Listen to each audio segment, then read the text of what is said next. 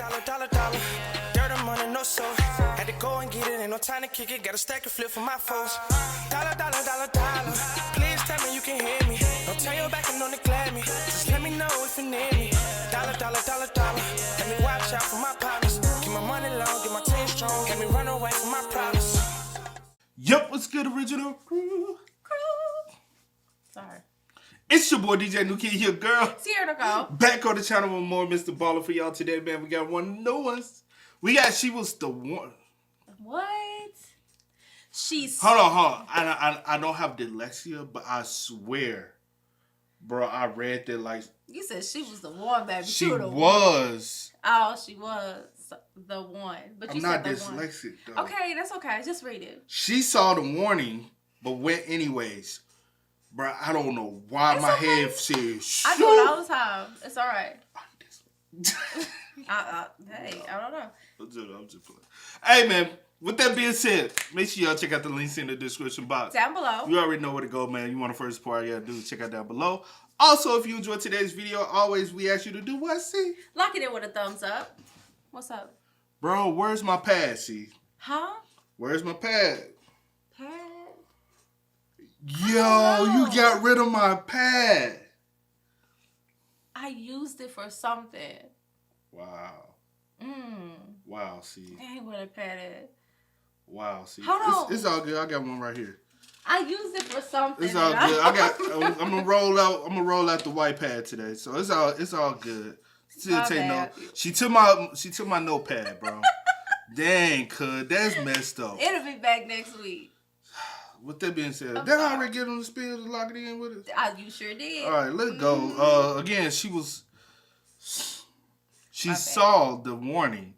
But when anyway, I'm frustrated, man. Flabbergasted, bamboozled, hoodwinked. In 2016, a couple was walking up this dirt path on this wooded hillside when they came up to this huge barbed wire fence. And all over this fence were signs saying no trespassing and warning people that what was on the other side of this fence was very dangerous. But the couple ignored these signs and slipped through a break in the fence to the other side and just kept on walking. Minutes later, that couple would come face to face with a monster. But before we get into that story, if you're a fan of the strange, dark, and mysterious delivered in story format, then you've come to the right place because that's all we do, and we upload once a week.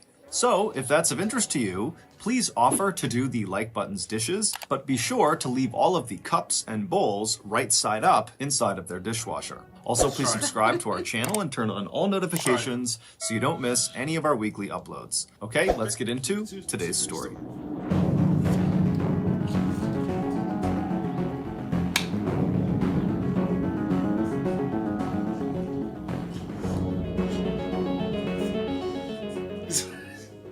While she was in high school in Dayton, Ohio, Raquel Bain became known as a bit Pope Lick? But what? While she was in high school in Dayton, Ohio, Raquel Bain became known as a bit of a thrill seeker, primarily because she would do something called car surfing, which is exactly what it sounds like. She would climb onto the exterior of cars and hold on to the roof while somebody else drove it around. In addition to seeking out these physical thrills, Raquel was also drawn to psychological ones, like going to places that were supposedly haunted and seeing if she could spook herself. Following high school, Raquel kind of calmed down and became less of the wild teenager she was known for being, and instead she really focused on building a life and a career for herself. And so she would go to college and she would earn her degree in surgical technologies, and then by 2009 she was employed full-time as a surgical assistant in Dayton. Also around that time, she had her first child, a son, who she adored.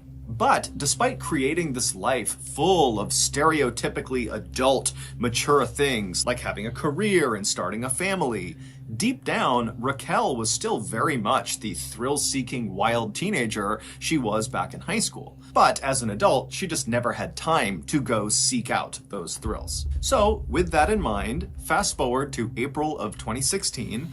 By this point, Raquel is 26 years old, and that month, a very rare weekend popped up where Raquel did not have to work and she didn't have any childcare responsibilities.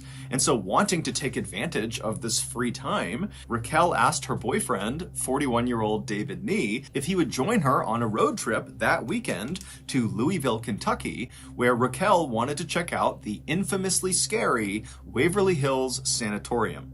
Back in the 1900s, Waverly Hills was a place where tuberculosis patients were sent. Tuberculosis, or TB for short, is an infection of the lungs, and it can be deadly. Today, there's a cure for it, but back in the early 1900s, there wasn't. And so most of the people who went to Waverly Hills died there, and usually very slowly and painfully, and in total isolation from their families, because in virtue of being sent to Waverly Hills, they were effectively being quarantined to stop the spread of the disease. Waverly Hills would eventually shut down permanently in 1961 because by that point the cure had been found, and after it shut down, the building basically just sat there. Nobody else came in and turned it into anything else. And so this building is basically abandoned, and lots of people began sneaking in to see what it was like in there, and a shocking number of these trespassers reported seeing ghosts inside. Today, the sanatorium... You wanna go? It's just right up down the road. Well, you was gonna say yeah. I was about to say yeah, but let me get to the end and see, and just see what's going on. You know what I'm saying? I could go visit some family. You know what I'm saying? Is he nowhere to lose? Well, my uncle just went. Not there. Oh. I'm talking about. Shocking number of these trespassers reported seeing ghosts inside. Today, the sanatorium is still very much in the same condition it was left in, but the Waverly Hills Historical Society has stepped in and made it very hard for people to sneak into the building. However, knowing people do want to go in and look around, the Historical Society has begun offering guided tours of the sanatorium, and these tours are given exclusively at night to increase the spooky effect. And so David, who had only been dating Raquel for a month when she asked him to come with her to the sanatorium, he was not really that keen on doing this. It did not really appeal to him to go walking around this totally terrifying place, but he could tell it was important to Raquel. She was really excited about it, and so he agreed to go. A few days later, on the late afternoon of April 23rd, the new couple left Raquel's place, they climbed into the car, and they began driving south. 3 hours later, they arrived in Louisville and they stopped to get dinner. And then after they were done eating, they looked at the time and realized it was only about 6:45 p.m. and the tour they had scheduled at the sanatorium was not until 10 p.m. So they had a few hours to kill. And before David could suggest anything, Raquel already had the perfect idea of how they should kill this time. She told David that earlier that day, she had learned about a spot just outside of Louisville that might actually be more terrifying than the sanatorium they had come all this way to see. And so Raquel wanted to spend these few hours checking out this new spooky spot. This spooky spot was a rickety old, narrow, abandoned-looking bridge called the Pope Lick Trestle. It's located just east of downtown Louisville in this heavily wooded area. The bridge is about 800 feet long, and at its highest point, right in the middle of the bridge, it's about 90 to 100 feet off the ground. And this bridge connects the tops of two of the bigger rolling hills in the area. But the bridge's physical appearance has nothing to do with why it's considered so spooky. The reason the Pope Lick Trestle has become a central part of Kentucky folklore is because locals say there is a monster called the Pope Lick Monster that lives underneath the bridge. It's half goat, half man, and when anyone is near this bridge at night, this monster is supposed to come out from underneath this bridge, and then what happens next is very ambiguous. It kind of depends on who you're talking to, but generally speaking, once the Pope Lick Monster has emerged and it sees you, you're dead. Now, how you die ranges from the monster leaping out and attacking you with an axe to the monster using some sort of mind control to lure you up onto the bridge where you leap off. David, after hearing this suggestion, was again not really that keen to go do this really terrifying sounding thing, but seeing the excitement in his girlfriend's face, he agreed to go. And so the two left the restaurant, they climbed back in the car, and they drove for about 15 or 20 minutes to the Pope Lick Trestle Bridge. The bridge actually passed over a relatively main road, and so the couple parked just off the side of this main road, and then once they were outside, they began looking for a pathway up this hillside to get up to the bridge. And very quickly, they found a well-worn dirt path that snaked up the side of this wooded hillside that looked very much like it would bring them up to the bridge. So with Raquel in front and David behind her, they began walking up this dirt path. And as they're walking, they start to see signs that clearly say, "No trespassing." But they ignore them because they're looking at this path thinking, okay, lots of people clearly come up here, so we've got to be okay. And so they keep on walking up this path, and they're getting closer and closer to the top of this hill where they think it's going to connect with this bridge. And right as they're getting close, they see there's this huge chain link fence, this 8-foot tall chain link fence with barbed wire across the top that extends in either direction out of view. And so the couple walks up to this fence, and there are more signs that say no trespassing, private property, and I guess, you know what I'm saying, the fence probably is there in case people were going up there to commit, you know what I'm saying, Yeah. self-harm, can't say the word, but you get what Or I'm has saying. stuff happened and they put the fence there because of that? Or like, I think the main thing is they know people go to commit, you know what I'm saying? Maybe. Acts, so that's their way to try to prevent them from being able to do doing so. that. Because that at 90, 100 feet in the mid, even 80 feet, you know what I'm saying? That's, if somebody wanted to, you know what I'm saying, that's very tempting for some people. Right. So I guess, because other than that, like, it's plenty of bridges and places like that elsewhere. You won't have no gate like that. Mm-hmm. You know what I'm saying? There are additional warning signs saying that what is on the other side of this fence is also just plain dangerous. So turn around and leave.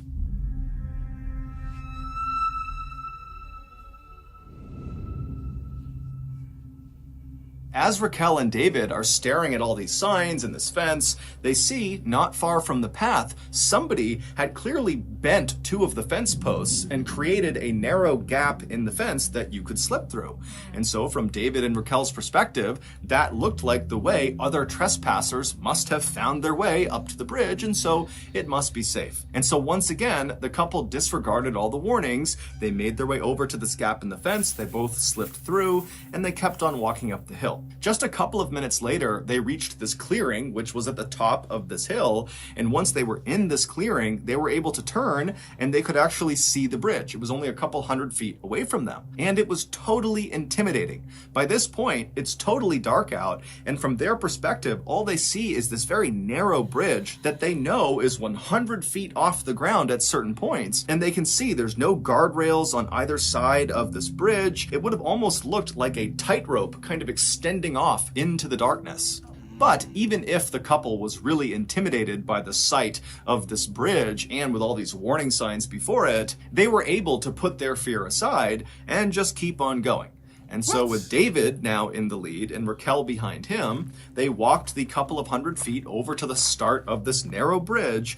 And when they got there, without actually stepping onto the bridge, David came to a stop. He turned around to face Raquel and he gestured for her to come stand next to him so they could take a selfie with the bridge in the background. Because David at this point is thinking, we're not going to go on this bridge. We're just going to look at this bridge, take some pictures, and then we'll go. But Raquel, who he's looking at, gesturing to come stand with him, just walks right past him onto the bridge and takes several steps out onto this narrow, rickety old thing. And then she stops, turns around, and gestures for David to come with her and walk across the entire bridge. And David, again, is having his second thoughts, but he sees Raquel wants to do this, and so he agrees to go. After the Somebody gotta be the grown up. Look, I understand you a grown. At some point, you gotta be like, baby, I ain't comfortable with this. I'm not doing this. We about to go back. Or it doesn't make sense to be doing it. It doesn't. It's dark. It's dark. We're not familiar with the bridge. We're not even familiar with the area because we're not from here. Because we're not from here. The bridge is already thin and it's too high up. It's dark and we got all these warning signs. Obviously, we don't supposed to be here. Look, I'm not. I can't. But come on now, I say this: with a warning sign, quit acting like you ain't never crossed past a warning sign. Be like, oh, it's dangerous. As a child. I have not. I'm saying as a child, though. Where was I at? But as a 26-year-old, I'm like, this is, you know what I'm saying? But he 41, the only so thing, he's... like, no trespassing sign. But other than that, no. Not something that's going to put me in danger. But with him being 41, I'm like, he like, but he's trying to do anything because she's a lot younger than him. So he's trying to kind of impress her. Oh, yeah. Or like, okay, whatever My makes girlfriend, her happy, I'll do whatever, you know. Sometimes you got to say, that those. You know what I'm saying? You got to be like, hey, this ain't making no sense, baby.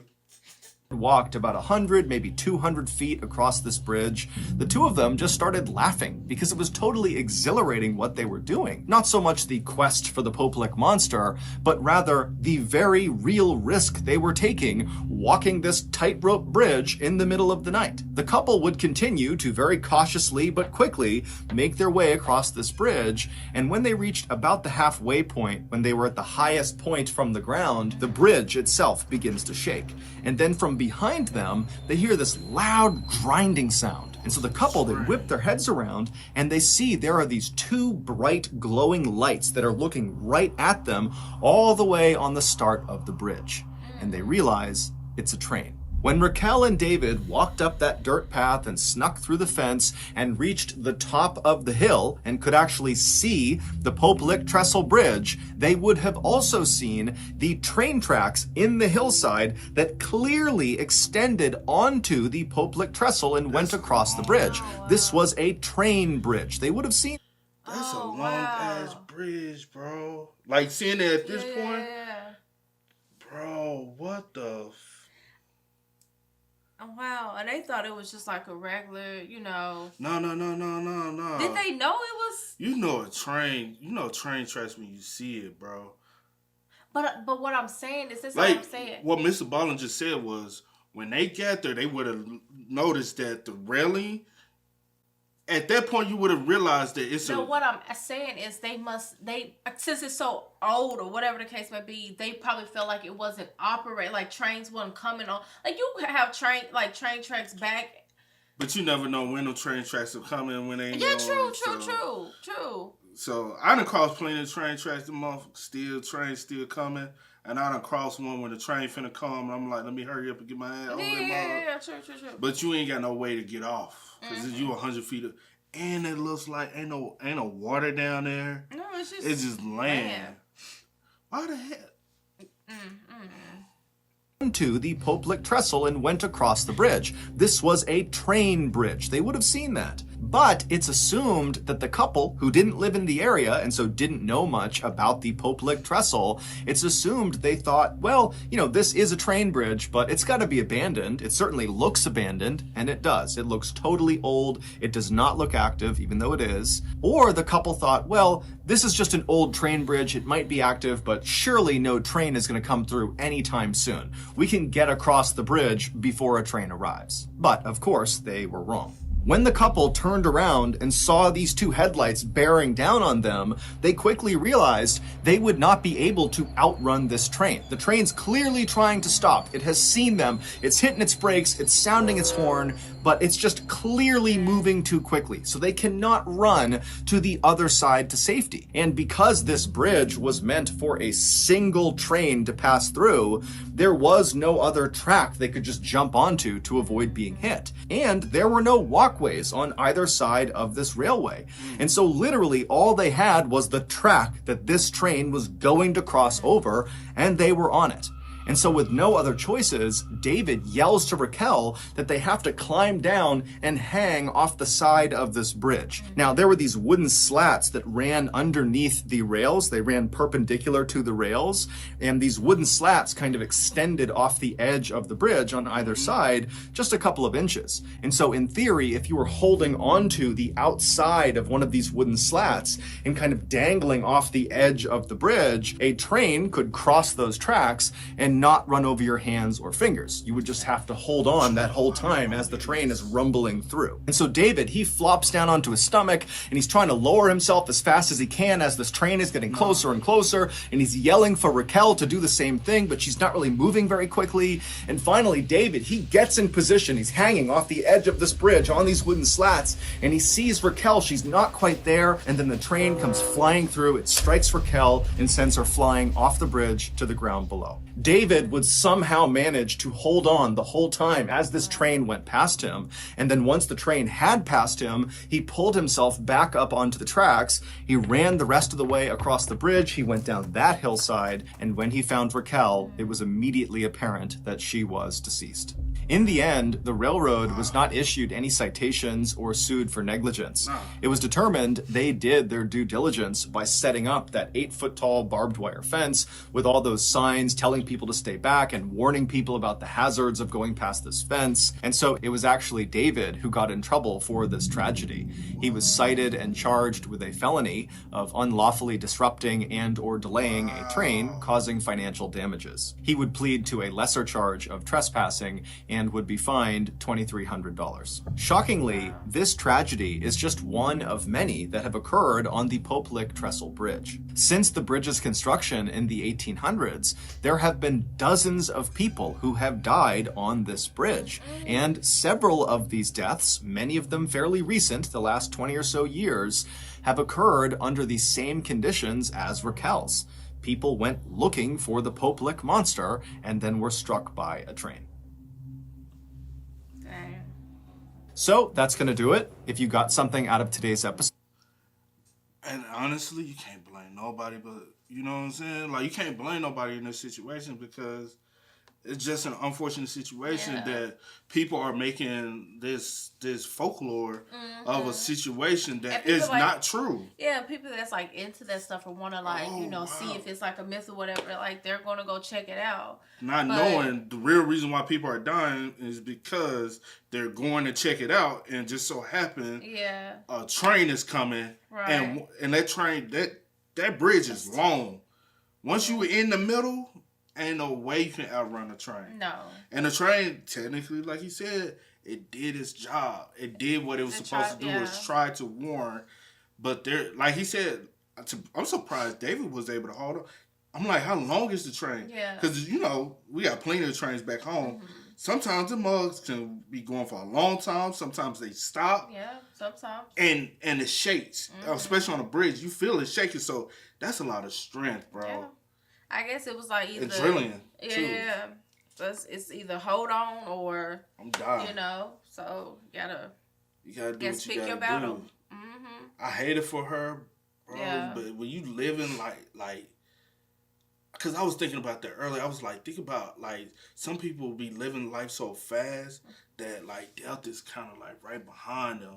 Because, you know what I'm saying, instead of being patient with life, it's like they keep just chasing things. But some people are like that. They're like super like free-spirited, wow. You know what I'm saying? It's just like, a daredevil, and they just kind of like, they just live life on the edge, and that's just how some people are. Because, folks be like, life is not meant to be lived fearful. It's supposed to be lived fearless. But but I ain't trying to end it so soon. Yeah. Because to be honest, this whole situation could have been avoided. Yeah. We could have just went to see, you know what I'm saying, what we came down here to see was the tour.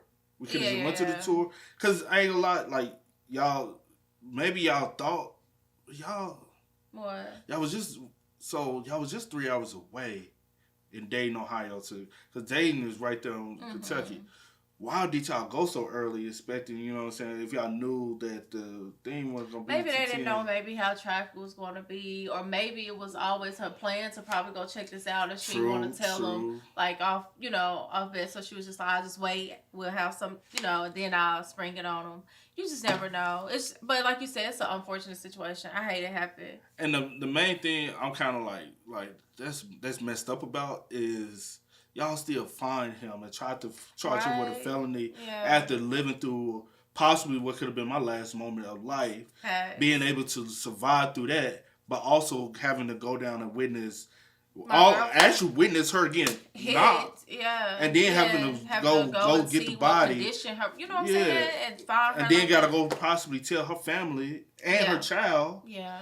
You know what I'm saying? Like, That's but sad. then turn around. I understand it, but to be honest, the law ain't always right. Yeah. Like, even though it's the law, it's not 100% right, because in a situation like that, I don't know if her family tried to pursue legal situation, because it's sometimes in that case they be like, all right, since you try to pursue legal, we gonna pursue legal too. You know what I'm saying? Yeah.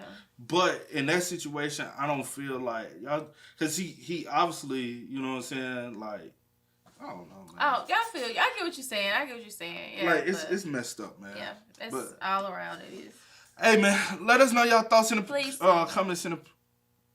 Let us know y'all thoughts and opinions in the comment section down below. I got you, baby. But this whole situation just got me lost for words, man. But as always, I do go by the name DJ Kid and CMGMT. We are. Had to go and get it, ain't no time to kick it. Got a stack and flip for my foes. Dollar. Please